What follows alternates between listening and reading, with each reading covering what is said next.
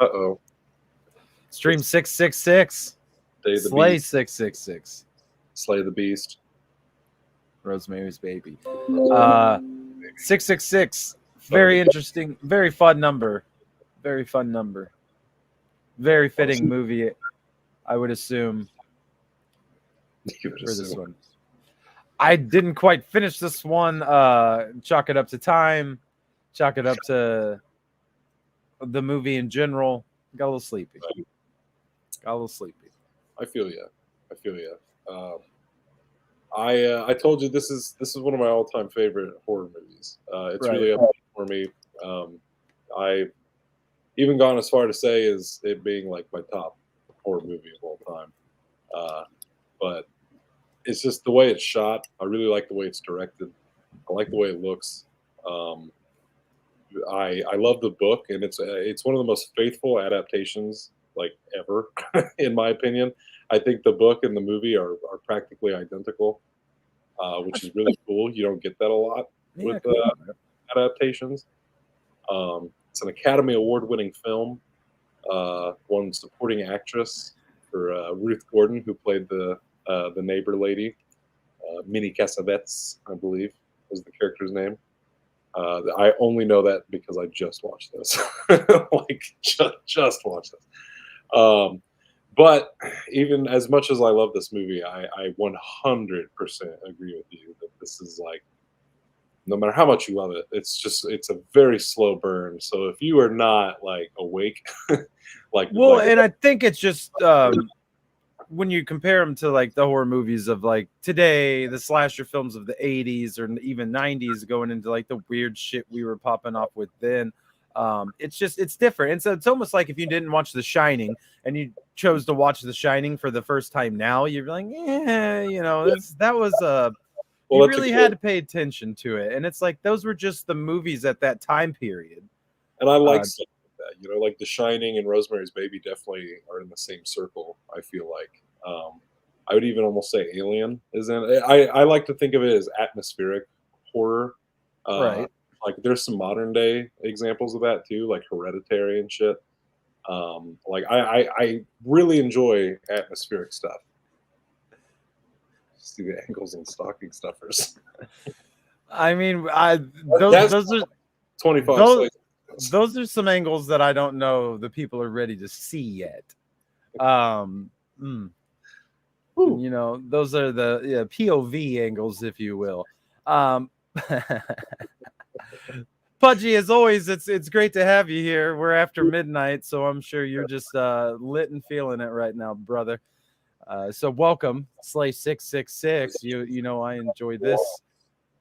But yeah, Rosemary's Baby. I think like the last part that I really remember watching before I was just like, okay, was obviously the insemination part is how I'll put it.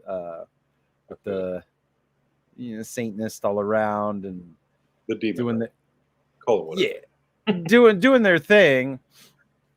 I was just, it was a good shot movie. I'll give it that. You know what I mean? And I could see that I probably would fuck with it. If it would have been one of those movies that I watched when I was way younger, like The Shining. Then I could see being like, that was all right. That was good shit. But like you said, it's a slow burn. It's more of like a psychological thriller, especially, I think it's terrifying. Like I think witches and cults and stuff, like things like that are just a terrifying concept. But like, if I was to put myself in the shoes of a woman watching this movie, like it's all the scarier, I feel like, to be taken advantage of like that and to be so out of control of your body. Like this time around, like, clearly like when she gets her haircut, if you were awake for that. Who's in this house? A whore's in this house? Well, I'm not there, so I don't know, buddy. But facts. So like, because I was saying the haircut thing. It's like that's obviously her trying to take control back. Like do something where she's like in control of herself. Right. Yeah, this was very akin to Clockwork Orange-ish vibes. You know what I'm saying? Very Stanley Kubrick-esque of a movie. movie, you know, cerebral, atmospheric kind of shit. You know, Almost like The Omen a little bit too. I have not. I've actually not seen the Omen. I think the original. I think it kind of gave me those sorts of vibes. I I know believe for sure. I watched the remake. I believe I've watched the original of that at some point too. But yeah, like I said again, it's one of those. At the time, just with everything going down, I was like, when I woke up, I was like, I ain't restarting that one. We'll move on to the next one to watch, just to keep it vibing and thriving. But that is one that, with as much praise as you give it, at some point I might have to go around and sit down and actually be awake and watch this shit and try to give it a go, well, it's because it also was like, massively influential on like a lot of modern day movies too. Like one that specifically comes to mind is Get Out. Like I remember I had watched Rosemary's Baby and then Get Out like very like close together a few years ago, and even heard Jordan Peele talking about some of that influence, and I totally see it. Like it's totally there. Of that, just you see this distracting yeah, ghost. yeah. I'm seeing the comments going crazy right now. It's like, wow, we get more viewers right now than we was getting on Monday. What's up, everybody? Right? I guess we might have to go after the after dark streams are really the ones that get the people, because no holds barred here on the Slay Days. Yeah.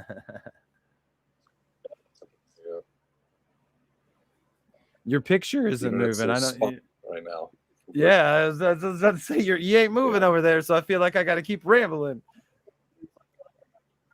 Was I really not moving, or was it just me holding still? Couldn't tell you. Yeah, I guess the world will never know. No, because the last time when we did the back of the bunk last Friday, on my end, everybody else kept like freezing up and shit, and I was fine the whole time. And then when I went back to rewatch it later, I'm all like, fucking pixelated and fucked up, but like my voice was fine the whole time. Yeah, no, weird. like that influence is definitely there. Like you see it a lot in like Get Out, of in the music and the cinematography, like a lot of influence there, with just those long shots. Like I don't know, shout me out, dudes. Oh, I like the little difference. There's a little. It's different than normal right now. It's like a square now. I like that. It shows his little profile picture, looking nice there, Pudge. At Tumblr, I don't know what your Tumblr is, but I would assume Mr. Elves or something on Tumblr. You can follow him on OnlyFans at Stinky Lee. I don't know, bud. What? I don't know your Pornhub name. What was that one? I can't think of it off the top of my head. Buckshot, I think maybe. Look him up on Pornhub, ladies and gentlemen. After dark. After dark here on Chase and Shep, Slay 6, Rosemary's Babies. We're off course a little bit, but it's all good. We'd like to have fun. This is going to be like one of the only, well, probably not one of the only slays, but one of the slays live. So you never know when we might pop in live and do the shit. Right. What else, man? One movie that I usually always watch in October that did not make our list of slays this year. That I actually saw that movie first before I saw Rosemary's Baby. But like, This Is the End with Seth Rogen and Jonah Hill and all them playing themselves. There it is. That's the name. There you go. Pornhub. Look them up on Pornhub. White Delight. Off. But in This Is the End, there's that scene where Jonah Hill goes to bed, and he like, it's ridiculous. You got the shadow of the demon with its huge cock and everything, and then he says the line from Rosemary's Baby where he's like, "This isn't a dream, it's real." Like, I saw that first, and then I saw Rosemary's Baby. I'm like, oh, like they were riffing off of this, and then he gets possessed and stuff, and I definitely came to appreciate that a lot more. I haven't watched that movie. Probably, it hasn't been too long. Actually, it hasn't been too terribly long. I lost that within the past year. With that very solid movie. This Is the End. It didn't make our slay list, but it is one of my usual suspects for October. It's one of my favorite October movies. for sure. Very solid.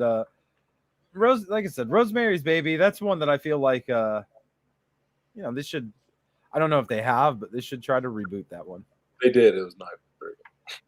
They did like a TV movie with Zoe Saldana. It was okay. I'm like, but this didn't need to be done. I mean, Rosemary's Baby is definitely like responsible for countless ripoffs. I mean, so nobody's really done a sincere like Rosemary's Baby reboot, but it's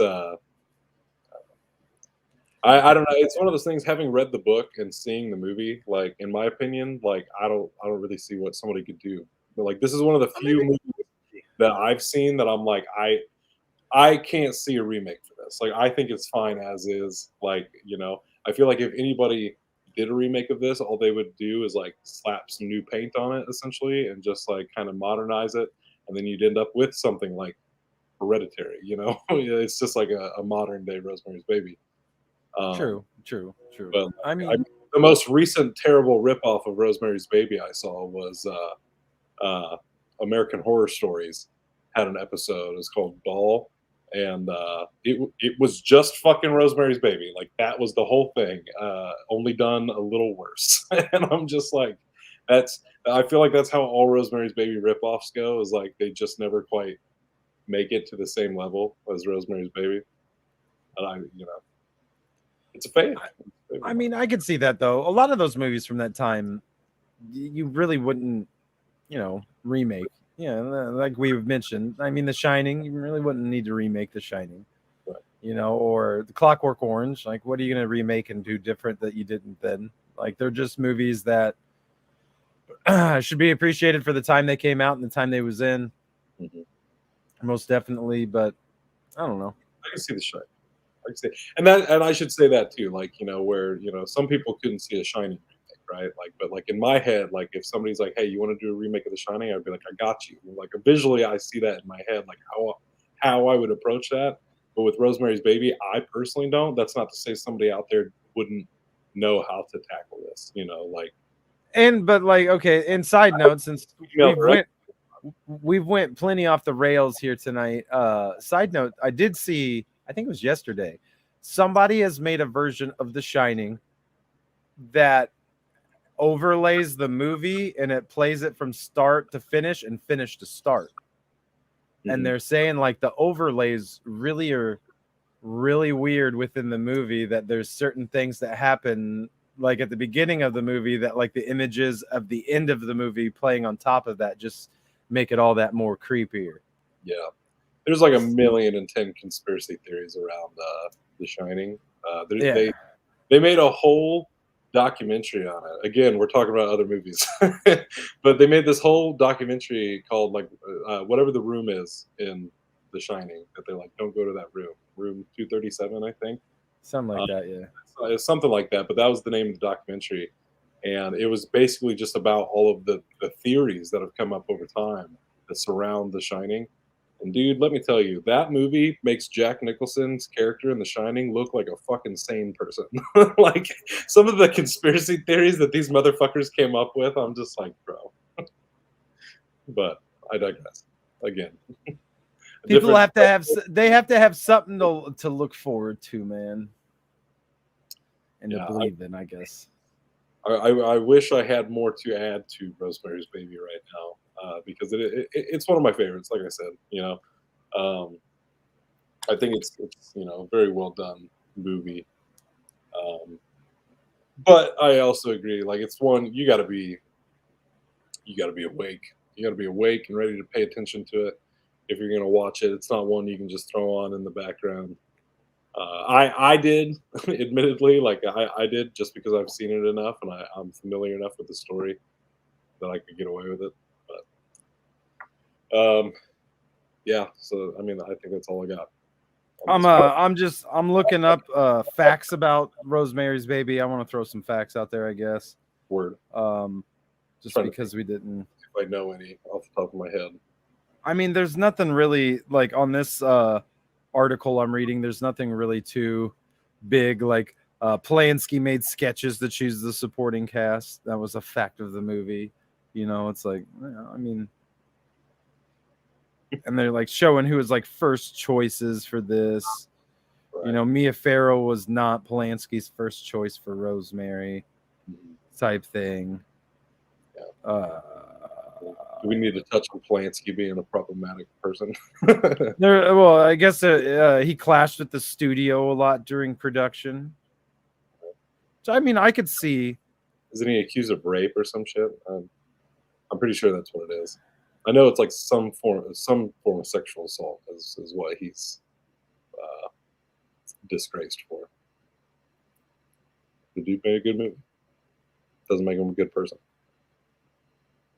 I guess what this is saying is more along the lines of when he like tested it for the studio. They said it was looked like rushed raw footage and shit like that, and he was like, no, like everybody else seems to like Right. it. Yeah, I don't know, man. Facts that it looks like, basically that he pretty much fought with everybody in the movie. Yeah, he's a problematic dude for sure.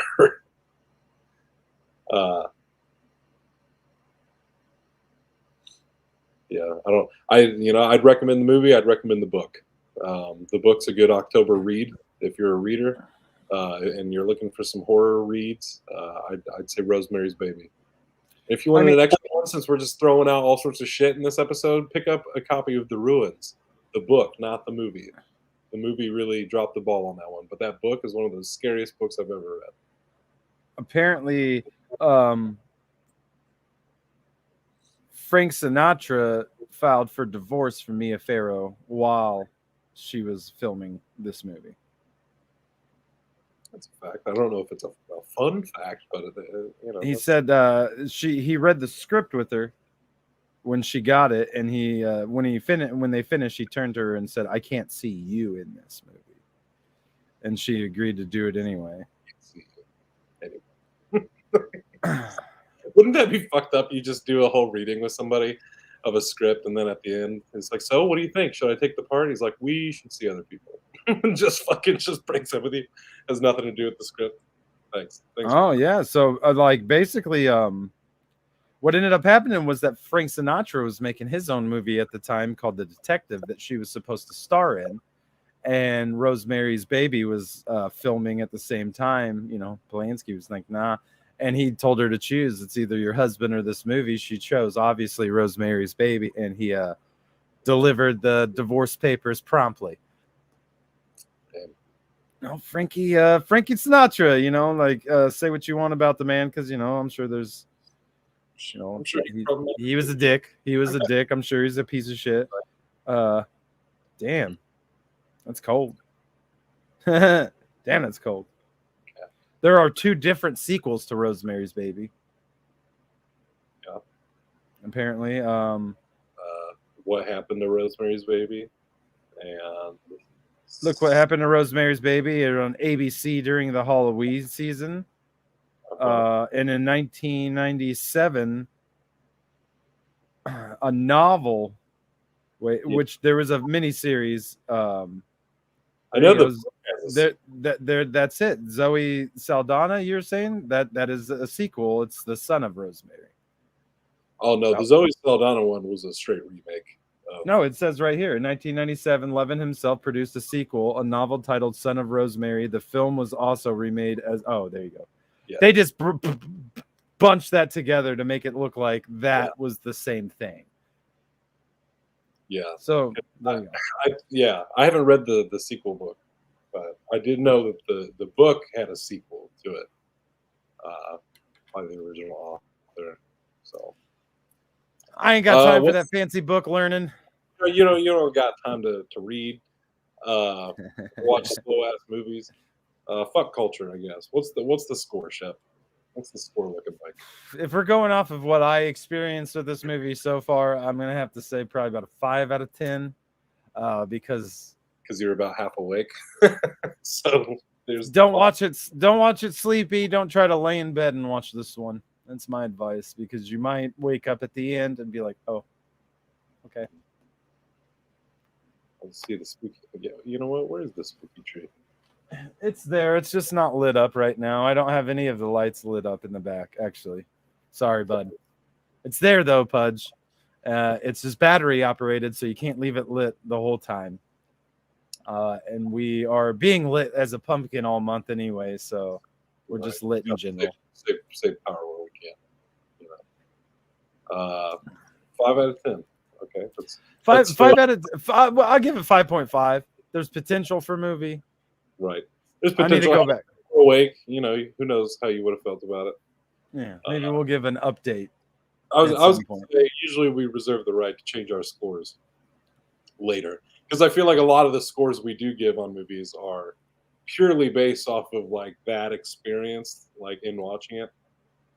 So yeah, we definitely reserve that right to shift our scores whenever. For me though, this cat has a lot to say right now. For me, I'm as much as I do dig it, I think I'm gonna go with an 8 out of 10. You know, for me, where Poltergeist gets a 10 out of 10 is because of its rewatchability for me. Like, you know, even if I'm tired, I can at least stay up to watch Poltergeist because there's just a little more going on. Like, you know, it's a little more fun. That's where Rosemary's Baby gets some points deducted because, you know, like, for me, it's worth rewatching, but it's not as rewatchable, you know, like, because you got to be in a very particular, like, mindset. Like, fuck, I put this in like a week ago or so to watch, and I just hadn't ever hit play because it was not like in the state to watch this movie. I was just always it's a commitment. Yeah, and pretty much like even tonight, like I watched it because I had to. I still wasn't ready. I still didn't have the energy levels I needed to watch this movie. So yeah, I'm gonna go 8 out of 10 on this one. Well, there you have it, man. There you go. Rosemary's Baby. Slay 666. Stream 666. I don't know. We might be there. No. No. I think we got about 440 some shows to go before we actually hit our 666 stream. 2 years from now, we'll be there. You never know. We'd be just at least is what I'm saying. At least 10 more years, and we'll be there. All right. Well, that pretty much wraps up tonight. We'll see you guys in what? 24 hours. Not even 24 hours. It'll be what? 6 p.m. 18 hours. We'll see you guys for. Oh, that's right. I'm like, what if? Yeah, I'm like, what if we didn't? You know. Yeah. Which is the same joke we've consistently told for 9 weeks now. What if? Why if we didn't? What if we had better jokes for What If Wednesday? What if we had come up with better fucking jokes or different jokes? Season's finale of it. If you're like us, it'll be an hour and a half. A little short wait. You can see the wrap up. Hopefully it has a good story. I hope I don't sigh and shake my head and fall asleep. Right? We said last week that everything hinges on this episode. It do. How our ultimate feelings on the show as a whole go. So maybe we'll just have to do What If Wednesday here in 2 hours at 3 a.m. because we'll be so upset. Yeah, we'll just be like, fuck it. It was awful. Here you go. We're done. We will not see you tonight. Hit you at midnight. All right, Pudgy, Bell, thank you for joining us tonight. Having fun in the comments there, leaving some fun for people to come back and see on Facebook.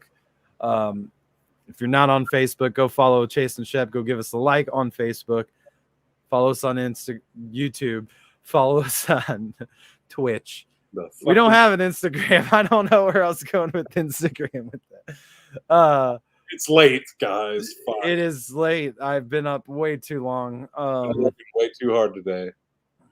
Go to the website. It's ticker in at the bottom, as always. We're all over the place. You can find the new Halloween album on Spotify and everywhere else. You can find Mental Health Monday on Spotify and everywhere else. You can find Chase's Halloween stuff when he drops it here soon. You can find Summer Camp episode 5 is coming out on Friday. Should be lit. Very good episode. It's the Oscar episode, as he puts it. There you go, folks.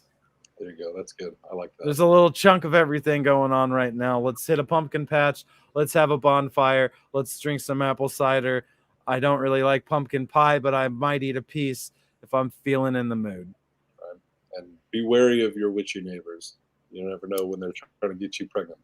And if that happens, holler at your boy. I can exorcise them demons.